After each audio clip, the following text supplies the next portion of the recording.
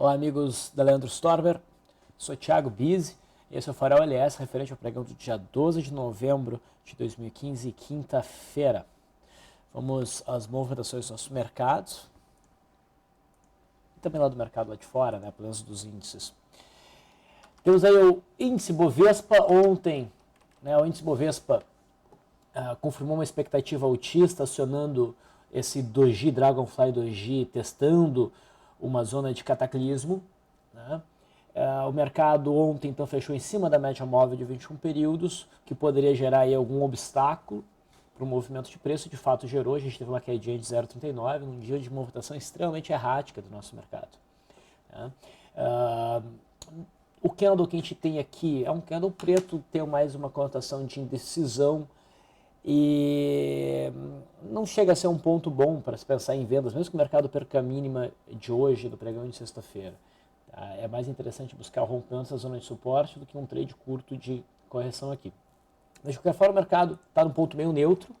Eu penso que o mercado tem mais chances de ir para cima, mas o que deve definir realmente é ou a superação da máxima levando o mercado para cima, ou a perda mínima levando o mercado para baixo. Dei para testar esses extremos, né, o patamar aqui dos 45.600 pontos e o patamar aqui dos 49.500 pontos se for para cima. Okay. No intraday, talvez a gente possa ter uma direção melhor no intraday do futuro. Essa linha aqui a gente já pode apagar. Bom, o mercado ontem conseguiu fechar próximo da máxima, né, definindo uma zona de resistência que, se fosse rompida, poderia dar o gatilho para o mercado prosseguir na simetria que a gente vem identificando aqui, que é altista, né, tipo esse movimento é refletido nesse, o próximo movimento provavelmente traria o mercado até aqui, para depois trazer o mercado até aqui. O índice chegou a fazer uma barra acima, era a faixa de resistência, uma barra elefante, que a gente operaria pela superação da máxima, idealmente, mas o mercado não conseguiu acionar e depois frustrou essa barra, que nos indicou, até pela movimentação em torno da linha d'água, um dia errático. Tá? O fato de ter frustrado essa barra elefante provavelmente nos levaria como um rompimento falso ao teste dos 47 mil pontos, que tardou bastante a acontecer, foi acontecer só próximo do fechamento. O mercado foi para cima, foi para baixo, foi para lugar nenhum, mas fechou em cima do patamar de suporte. Então o que a gente tem aqui? A gente tem uma formação de retângulo mais amplo, né, que no seu rompimento ou para cima ou para baixo pode definir aí a direção dos próximos pregões a curto prazo. No mercado americano, hoje a gente teve um dia mais importante, um dia mais direcional. O mercado caiu, chegou nesse patamar das médias e rompeu as médias, fechou próximo da mínima. Então o processo corretivo prossegue, a gente não teve rompimento da LTB, que eu vinha mencionando para vocês que seria o melhor cenário para a gente acreditar que a correção no mercado americano se encerrava. A minha impressão, a minha expectativa, talvez eu esteja otimista demais, era de que o mercado logo deveria retomar o movimento de alta, e não foi isso que ele fez, também não deu nenhum sinal significativo nesse sentido, e hoje ele faz um candle mais forte e baixa, que rompe essas médias. Fica quase como uma barra de ignição isso aqui. Se o mercado perder a mínima de hoje, amanhã, ele confirma o rompimento dessas médias, e daí a gente pode ter um movimento de queda em busca de um patamar de suporte. Isso aqui está muito longe do topo aqui de setembro, mas se a gente fizer uma retração de FIBO, a gente encontra a retração de 0,382 em 17.200. É bem possível que o mercado então venha buscar este patamar. No S&P 500 futuro a mesma coisa, né? A gente continua abaixo da LTB de terciário, o mercado acelerou, rompeu as médias, perder a mínima, deve prosseguir no movimento de queda.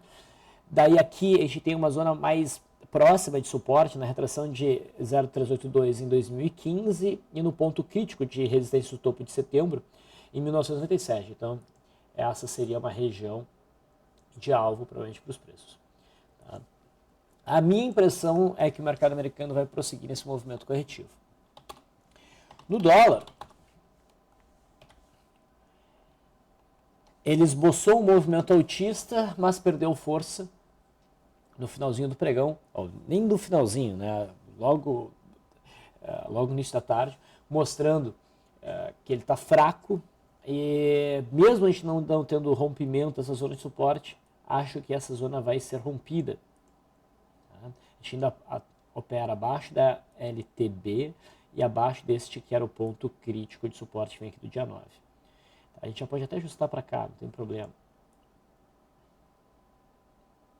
Falta ainda aquele sinal de rompimento de verdade. No intraday, nós tivemos o rompimento daquela zona aqui, que colocava em sério risco um cenário mais direcional para baixo, né, do ponto de vista de gráfico diário. O mercado fez esse rompimento num primeiro movimento exótico, gerou um trade lucrativo, testou a resistência intermediária do topo aqui do dia 10, segurou ali e repara que devolveu tudo, chegou a passar para baixo da linha d'água. Então, de novo, é um dia onde o dólar sobe, mas entrega todo o movimento, caindo no final, caindo no final, caindo no final, caindo no final. Isso mostra fraqueza. Então, apesar do dólar ter feito todo esse movimento aqui, eu ainda acredito num viés mais baixista para o dólar. Essa linha aqui não funciona mais. E a linha d'água a gente traz para cá. Muito bem. E o dólar tem bastante obstáculo no movimento de alta nessa região aqui. Não vai ser fácil de engrenar um bom movimento, um movimento fácil de alta para operar de fato. Tá? E o juro, não fez nada demais. Mostrou aí um movimentozinho de alta, mas nada que nos faça entender que está rompendo essa congestão. As bandas estão fechando bastante aqui. Então, logo a gente deve ter uma movimentação mais forte. Falando das ações, a Vale prosseguiu no movimento de queda, se aproxima do fundo de agosto. Ainda não bate lá. A Vale 3 também caiu, perdendo as mínimas recentes. Tem a mínima de agosto como alvo, ali próximo a 14,70. E a BRAP 4 conseguiu desenvolver um movimento um pouco mais forte, queda 3%, e está bem de acordo com o que a gente via, né, que é o papel que está mais fraco, fez o melhor cenário de trade. Hoje, inclusive, com bastante volume. PTR4 corrigiu, ainda fechou em cima do suporte, não gera nada. Essa estrutura está ficando interessante para um rompimento, e quando a gente olha a PTR3, eu já vejo rompimento. Faltou um pouco de volume, é verdade, mas o cenário é interessante. Se houver a confirmação pela perda mínima, eu vejo isso como um cenário de fato para uma operação short, acho que vale a pena. Outro papel que ficou com uma cara interessante, a gente vai ver agora, foi Gerdau. Gerdau vinha em busca desses fundos, né, que ofereciam suporte ali entre 5,35 e 5,27, mas intensificou o movimento de queda e conseguiu fechar abaixo de todo esse patamar de suporte com um bom volume nesse caso, melhor que o cenário da PTR3, inclusive. Como o rompimento ainda foi um pouco tímido em relação ao extremo aqui do movimento, da estrutura, eu continuaria a venda aqui em Gerdau por rompimento, a perda mínima de hoje, com stop acima da máxima. O alvo seria então os 4,57, fundo de agosto. CSNA não faz nada de muito importante, mas consegue se desvencilhar de boa parte das estruturas que ofereciam obstáculo ao movimento de alta. O papel vai tendo mais facilidade a partir agora de buscar os 5,85. E a Uzi Minas fazem um candle de indecisão. Talvez, se Gerdau realmente prosseguir no movimento de queda, a Uzi Minas acabe rompendo esse patamar de suporte, volta de 2,66, que seria um novo sinal de venda. Mas por enquanto a gente fica de fora só olhando. O setor de bancos.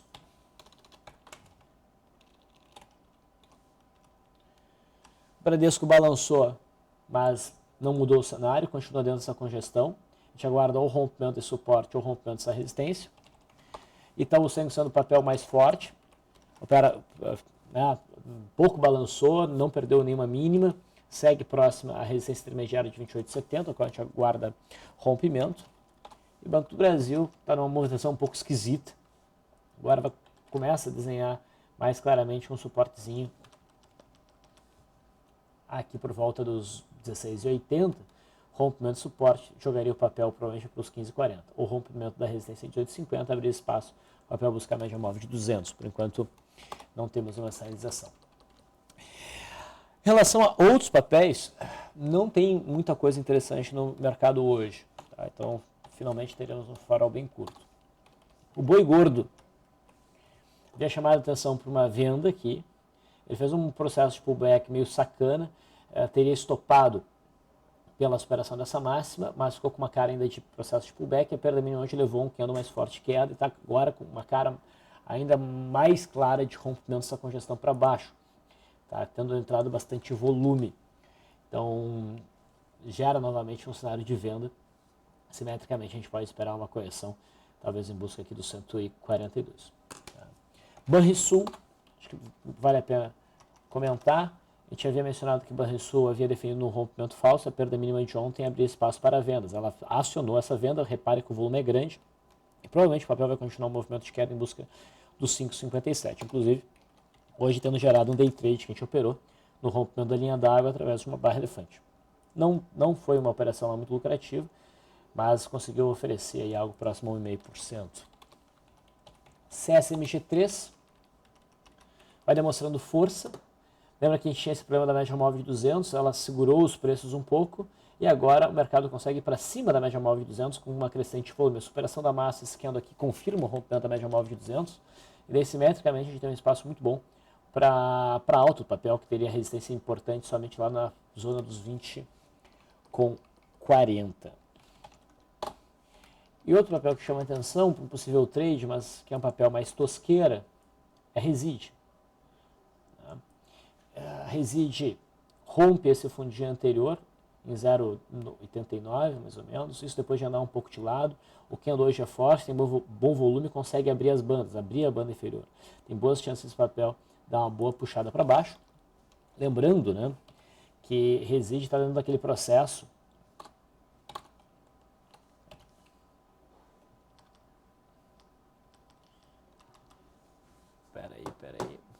de fechamento do gap.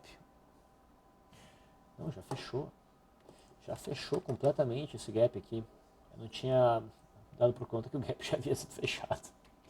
Mas de qualquer forma, o papel que está com uma tendência de baixa muito forte de longo prazo, e esse rompimento realmente me parece interessante. E de verdade, para o programa de hoje é só o que vale a pena comentar. Então eu vou ficando por aqui, um farol bem curtinho no dia de hoje. Agradeço a audiência de vocês. Até amanhã.